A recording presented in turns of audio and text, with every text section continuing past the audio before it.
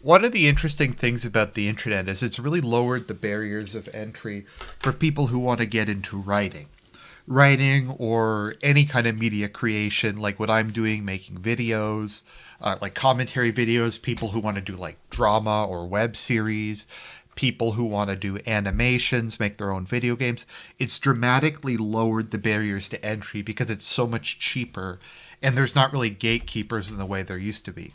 Like if you used to want to make a book, either you had to be very wealthy and just finance it yourself, or you had to go and find a publisher and then get the publisher to like edit it and etc. And that was very difficult. Like I think for J.K. Rowling, it was dozens of people she had to submit Harry Potter to before she got someone to publish it. And keep in mind, this was back when before in a lot of these cases it was back before we had computers, so it's not like people could just print off another copy of it. I remember in, I think it's the Riven Codex for David Eddings, he talked about how he had to pay grad students to type out multiple copies of his book. And one of the copies of his books got lost by the US Postal Service, so he had to basically rewrite it from scratch. But now you can just obviously make a copy of it and just send it out as much as you want. So people who want to get into the thing, whether it's just something simple like fanfiction.net or it's making like writing a complete book like what I did, the barriers to entry are much lower. And that's both a good and a bad thing. On one hand, you get stuff like what happened with my book where I didn't entirely know what I was doing. So even though I did get someone to professionally edit it, I made some formatting mistakes when it was published that were kind of embarrassing. And that just kind of comes from having a lot of people able to do these independent things. If you look at it, a lot of people in like political circles will just put out a book. Sometimes it'll be very short, sometimes it'll be longer. A lot of the time it'll just be not of the best quality. And I mean that in the sense that it'll be like a story, something like the Turner Diaries, which is like not really a story, it's just a polemic against their political enemies. And it's just there to make money and kind of for vanity purposes. So it does mean the end of quality control. But at the same time, I think you have to be careful whenever you talk about quality control. Because, well, it's true that things tended to be more polished in the past. It also meant there's a lot of hack writers who, once they became famous, could just put out whatever they wanted. Like the romance novel industry is just almost entirely hack writers. It's absolutely horrific. But no, it's very fascinating. And one of the kind of the most prevalent, I guess there's a kind of a couple very prevalent forms of this that's emerged. One that I've read a lot over the years is fan fiction. If you're not aware what fan fiction is, it's where someone writes a story using characters in the setting from a particular fan work. Like if you go to fanfiction.net, you have like millions of them. I think Harry Potter and Naruto are the two biggest. And so they'll be able to explore kind of alternate takes, like what if this happened, what if that happened, that sort of thing. So that's kind of a non-monetary way. But what else really emerged is creepypasta. Now, horror is kind of unique in that a lot of the time the focus isn't so much on like novels. Like when you're dealing with fantasy or science fiction, generally speaking, the format lends itself to like epics, like space opera, things like Lord of the Rings, things like David Eddings' books. Often it's like a long serial series of books. Whereas with horror, very often it's not novels, it's short stories. So a short story being, I'm not sure the exact page count, but a creepypasta reading is between 15 minutes and about an hour for the longer ones. So you have that come out, and a lot of these are just kind of put out there for free. People don't really try to monetize them, they just make them and post them.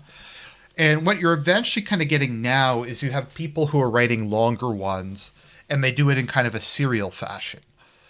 Church in the Woods is one that comes to mind. Operation Stingray, The Corpse Farm, So I Hired a Hitman.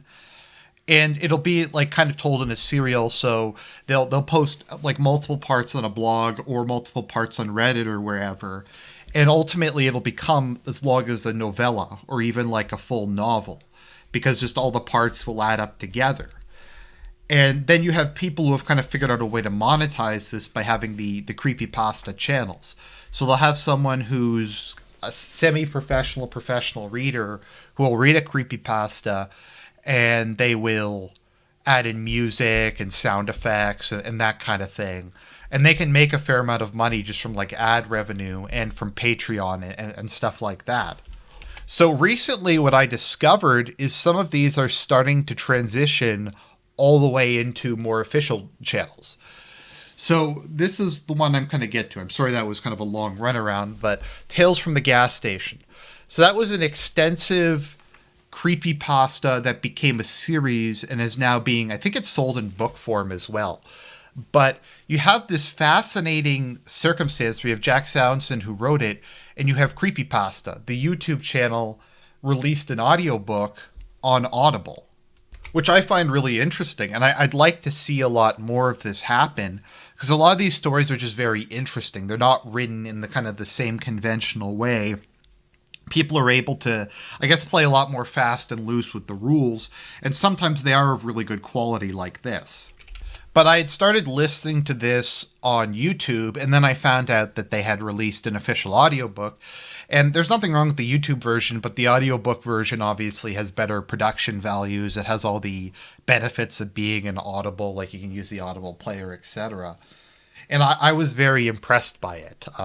They also did, I'm not sure if it's multiple voice actors, but he did very defined voices for the different characters. So what is Tales from the Gas Station? What is this about? So I like to think it's kind of like postmodern literature at its finest. Now, a lot of people in these circles just kind of blanket condemn postmodernism, and I think political postmodernism is largely bad. But I think in terms of fiction, the results are more kind of mixed. I would define kind of postmodern fiction as being self-aware of the characters are to a certain extent aware that they're in a story, even if they don't explicitly mention it. And it's very aware of like the tropes of the genre and like the characteristics of the genre. And there's often a sense of trying to explore kind of the limits of the genre. A lot of it is about kind of trying to subvert expectations, like to take kind of a cliche and then try to put like a new spin on it, etc. Like a deconstruction is to kind of take a kind of a generic idea and to put a spin on it to make it look absurd, or to kind of look at it in a broader context. Like, no chance my book is extremely postmodern. I also would say it's existentialist and romantic, but characters more or less will make reference to like fictional things and relate it to their lives. A lot of the stuff in it is stuff I've taken from other sources, be it my life, etc. There's just a lot of references to other things. That's a part of postmodernism. It's kind of a deconstruction of a lot of different things, like the hero's journey, stuff like that. So Tales from the Gas Station is about this really strange, weird gas station in the middle of a crappy town in the South. And it's largely run by a guy they call Gas Station Jack. And Gas Station Jack he's a good protagonist. He's very kind of sardonic. He has no sense of fear. He's been told that he has a terminal illness. So when all the weird shit happens and he almost like gets threatened with death, he approaches it in a very humorous fashion. Like a doomsday cult will show up and just buy a bunch of supplies, and he'll just sell it to them. And like people will come up and they're like, "Look, there's a monster chasing me. I have to use the phone." And he'd be like, "I'm sorry, it's corporate policy. You're gonna have to pay if you want to use the phone." And like it's interesting just because another thing I really like about it is there's like a lot of Lovecraftian elements to it. But something I really like that a lot of kind of creepypastas do is they just insert really weird stuff. Like, it's not the focus, but it's just really surreal. Like, in one creepypasta series, I was a national park rescue ranger, they have a thing where he just will find stairs in the middle of the woods, and he just says, "Yeah, I've just gotten used to them by now." And like he just says it so nonchalantly, and it just kind of contributes to the whole thing. So like in this case, there's a cowboy who lives in the bathroom who just will periodically show up, and lawn gnomes will just show up around the gas station, and he's got a huge pile of them. And he doesn't really react to any of these things in like a strong fashion. He just kind of shrugs his shoulders and goes on with it. But it is kind of I think it's normally called, I think, a comedy horror series. So you have Jack, who's the protagonist, who's very kind of sardonic and a bit sarcastic and very laid back. And eventually you get like a host of other characters. You get like Jerry, aka Marlboro, who's like an ex-member of a doomsday cult. You get a guy who dies like dozens of times and keeps coming back. There's a police officer. There's like some mobster guy. Just all these like random strange characters keep showing up, and all these weird supernatural things keep happening. And the main character just reacts to it with a very kind of disinterested attitude. It's kind of a very good mixture of ongoing plot and episodic, because there is an ongoing plot, but it's not always the focus. There's some of the, because it's done in the style of a blog. Like the in-universe explanation for why it's written in first person is Gas Station Jack has a blog that he posts on, and he interacts with his fans. It's kind of funny because they'll be like, they think it's like a creepypasta, so it's like the self-referential postmodern thing. So people will send in and say like, oh, the main character in this story doesn't do enough. The main character doesn't react in a realistic way to this. And they'll say stuff like that. Or they'll talk about like the tropes, etc. And his fans will like send him stuff in the mail and things like that. And it's very funny. It's not particularly scary, but then again, I don't really get that scared by things. There's very few things that like actually scare me. Mainly it's just kind of really intense stuff. I guess for me, like something that the only game I think that's ever been too scary for me to play is Outlast. Things where you're not armed and you have to like run away from people who are, I just find very terrifying. But there's just a lot of like surreal stuff, and the fact that they kind of don't go overboard, like they don't explain a lot of it. It's just kind of a very much so it goes thing. I guess it kind of reminds me a lot of No Chance, because in No Chance a lot of like surreal, arguably supernatural, absurd things happen, and people don't really react to it in the way that they should be, and that just kind of contributes to kind of a dreamlike quality to it. So like things will just sometimes happen in Tales for the Gas Station, and then they like won't be mentioned again, or they'll be mentioned again way later. And it just kind of adds to it, because the gas station's supposed to basically be, I don't know if it's like its own pocket dimension or something. It hasn't really been explained yet, but just weird stuff keeps happening. And every time they think they figured out why weird stuff is happening, they find out the rabbit hole's a lot deeper than it goes. The actual performance is really good. The Mr. Creepypasta, or whatever his name is, does a really good voice for the main character.